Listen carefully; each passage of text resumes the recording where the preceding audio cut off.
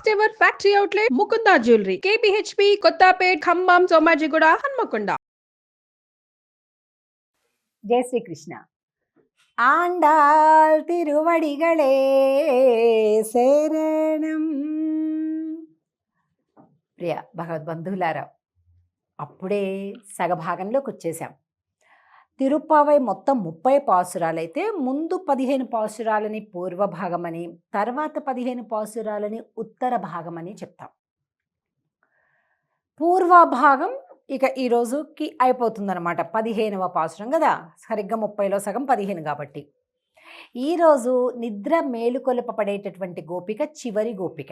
ఇంకా మొత్తం 10 మంది అయిపోయారు అంటే ఇంక మొత్తం వచ్చేసారు అని అర్థం అన్నమాట. 10 అంటే కరెక్ట్గా 1 2 3 4 5 6 10 కాదండి. అంటే ఆ స్వభావాలు కలిగినటువంటి అందరు గోపికలు కూడా కలిసిపోయారు అని అర్థం అన్నమాట. అంటే ఏంటి దీని అర్థం? ఒక్కొక్కరు ఒక్కొక్క స్వభావాలుగా ఉంటారు, అందరినీ కలుపుకుంటూ వెళ్ళాలి అనేది అర్థం. ఈరోజు పాసురంలోని స్పెషల్ ఏంటంటే, ఇప్పటి వరకేమో బయట ఈ గోపికలందరూ కూడా పిలవడం కనిపిస్తుంది. కానీ ఈరోజు పాసురంలో ఏంటి, వీళ్ళు పిలుస్తుంటే లోపల ఆమె రిప్లై ఇవ్వడం, మళ్ళీ తిరిగి సమాధానం చెప్పడం, మళ్ళీ వీళ్ళు ఇంకోటి ప్రశ్న వేయడం, మళ్ళీ ఆమె అంటాం, మళ్ళీ అంటే ఇట్లా కొద్దిగా అవుతుందన్నమాట. అది ఈరోజు పాసురం చూద్దాం. ఎల్లే ఇళంకిళియే இன்னம் உறங்குதியோ சில்லென்றழையேன் மின் நங்கை மீர் போதருகின்றேன் வல்லே உன் கட்டுரைகள் பண்டே உன் வாயறிதும் வல்லீர்கள் நீங்களே நானேதானாயிடுகா ஒல்லை நீ போதாய் உனக்கென்ன வேருடையை எல்லாரும் போந்தாரோ போந்தார் போந்தெண்ணிக்கொள் வல்லானை கொன்றானை மாத்தாரை மாத்தழிக்க வல்லானை மாயனை பாடா ఏలోరెంబావాయ్.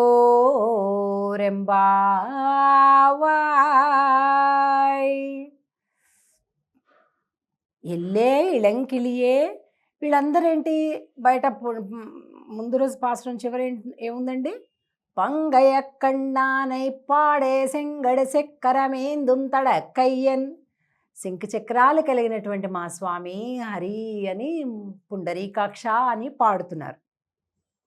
అలా ఈ కొద్దిగా మెలకు వస్తూ ఉంది కదా ఈ గోపిక కూడా. వీళ్ళందరూ పాడుతుంటే ఆహా స్వామి కీర్తన వినిపిస్తుందని ఈమె కూడా ఆహాహా శంఖ చక్ర ధారి అని అలా ఇవ్వడం అని ఇట్లా హమింగ్ అంటారు కదా, అలా ఈవిడ కూడా పాడుతుంది. మేమంతానేమో స్వామి దూరంగా ఉండి బాధపడుతుంటే నీకు ఆనందంగా కుని రాగాలు ఎలా వస్తున్నాయి అని బయట వాళ్ళందరూ అడుగుతున్నారు. ఎల్లే ఇళంకిళియే, ఓహో లేత చిలుక అంటున్నారు. అందుకు మంచిగా పాటలు పాడుతుంది రాగాలని.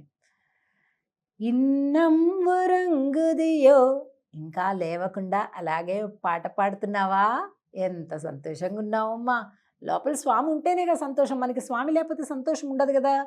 తప్పనిసరిగా నువ్వు రాగం తీస్తున్నావు చిలకలాగా అంటే లోపల స్వామి ఉన్నాడన్నమాట నీ దగ్గర అని అంటున్నారు బయట గోపికలు. సిల్లెన్నజయ్యేన్ మిన్ నంగై మీర్ పోదరుగిన్రేన్.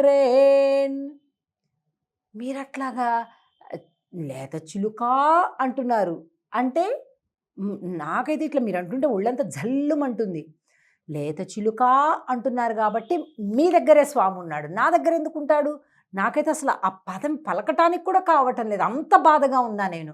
మీరేమో హాయిగా మంచిగా పాటలు పాడుతున్నారు, కీర్తనలు పాడుతున్నారు, నవ్వుకుంటున్నారు, చిలుకలు అంటున్నారు. ఓహో మీరంతా అట్లా స్వామిని మీ దగ్గర పెట్టుకొని నన్ను అంటున్నారు అని అందనమాట లోపల గోపిక. వల్లే ఉన్ కట్టురైகள் போதருகின்றேன் అమ్మా నువ్వు పెట్టుకొని స్వామిని లోపల మమ్మల్ని అంటావా? ఆ? అలా మాట్లాడచ్చా నువ్వు అసలు? నీ మాట తీరు ఎలా ఉందో తెలుసా అన్నారు. వెంటనే కట్టురైగల్ అమ్మా మీరే పెద్ద మాటలు బాగా మాట్లాడటం వచ్చి మీకు నోరు ఊరికే ఉంది కదా అని లోపల. ఇది పోయి పోయి పోయి ఎక్కడికి వెళ్తుందిరా దేవుడా? నువ్వే పెద్ద పరిపూర్ణురాలి కాదు, కాదు నీవే పరిపూర్ణురాలి కాదు, కాదు స్వామి నీ దగ్గరే ఉన్నాడు కాదు, కాదు నీ దగ్గర ఏమిటిదంతా? తలుపు లోపల ఆ ఇంటి లోపల ఆ గోపిక, బయట వీళ్ళు ఇద్దరూ ఇంచుమించుగా కొట్టేసుకుంటున్నారండోయ్. మీరే పరిపూర్ణులంటే మీరే పూర్ణులండి, మీకే నోరు దురుసు అంటే మీకే నోరు దురుసు, ఇలా ఉందండి. చిచ్చి ఇలా బాలేదు. అసలు మనం ఎందుకు బయలుదేరింది? ఒక్కోసారి తెలియకుండా పక్క వాళ్ళ వల్ల, వాతావరణం వల్ల మనం కూడా చాలా దిగజారిపోతామండి. అందుకే ఎప్పుడు సత్సంగత్యం ఉండాలి, దుర్జన సాంగత్యం ఉండకూడదు. సత్సాంగత్యం ఉండి ఏం చేయాలి? ఎప్పటికీ కూడా మన భావాలు వాళ్ళ చేత ప్రేరేపిత అవుతూ ఉంటాయి. అందుకే ఒక్కొక్కసారి ఏమవుతుందంటే కొద్దిగా అజ్ఞానులు, మూర్ఖులు, సరిగా జీవితం పైన అవగాహన లేని వాళ్ళు, విలువలు లేని వాళ్ళు, అలాంటి వాళ్ళతోటి కనుక మాట్లాడడం కానీ, కొంత ఏదైనా సమయాన్ని కానీ వెచ్చించినట్లయితే తెలియకుండానే మనలో ఉండేటటువంటి ఉన్నత భావాలు తగ్గిపోతూ ఉంటాయి,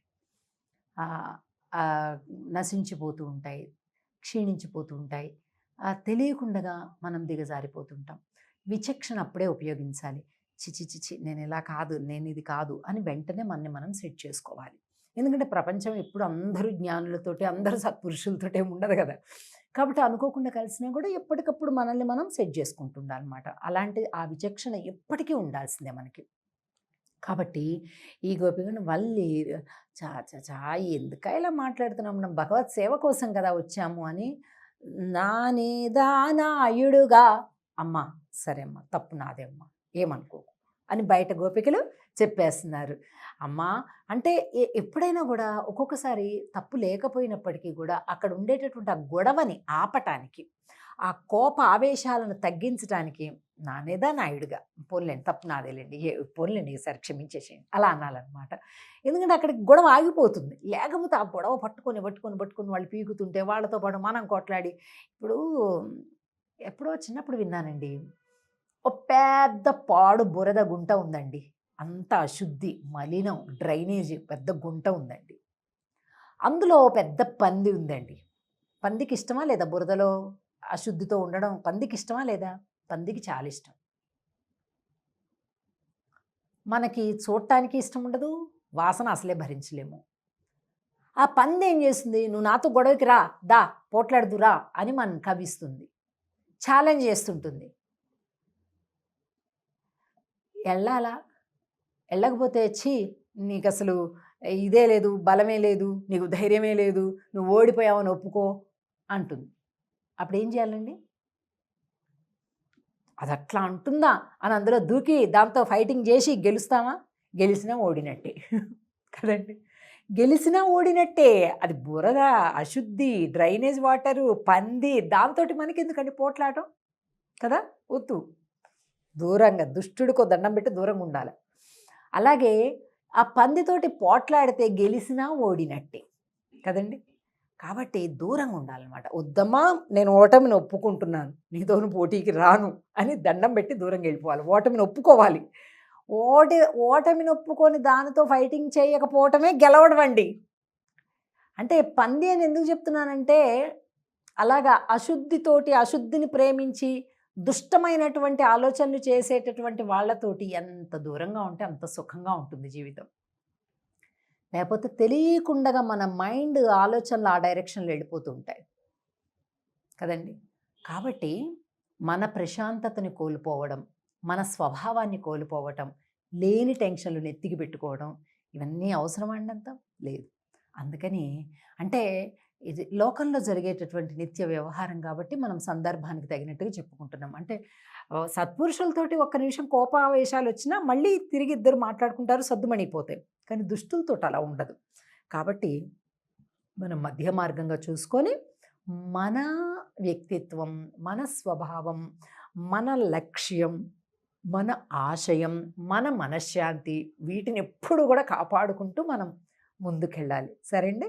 ఇక రేపటి నుంచి ఉత్తర భాగం అంటే 16వ పాశురంలోకి మనం ప్రవేశిస్తున్నాం. చూద్దాం, కలుద్దాం. జై శ్రీకృష్ణ.